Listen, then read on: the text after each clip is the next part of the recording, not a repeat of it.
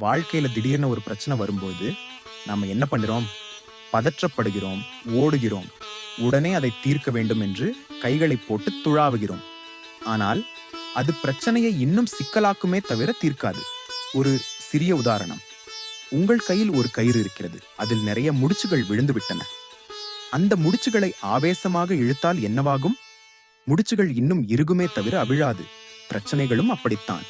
குழப்பமான நேரத்தில் எடுக்கும் எந்த முடிவும் சரியானதாக இருக்காது. புத்தர் சொன்ன அந்த தெளிந்த நீரைப் போல உங்கள் மனதிற்கும் சற்று அவகாசம் கொடுங்கள். ஏன் எனக்கு மட்டும் இப்படி என்று போராடுவதை நிறுத்திவிட்டு ஒரு நிமிடம் அமைதியாக அந்த பிரச்சனையை தள்ளி நின்று வேடிக்கை பாருங்கள். நீங்கள் அமைதியாகும் போது உங்கள் அறிவும் தெளிவடையும். தெளிந்த அறிவில் தீர்வுகள் தானாகவே முளைக்கும். ஞாபகம் வைத்துக் கொள்ளுங்கள். இருள் சூழ்ந்த அறைக்குள் ஓடினால் அடிதான் படும். அமைதியாக நின்று ஒரு தீக்குச்சியை உரசுங்கள்.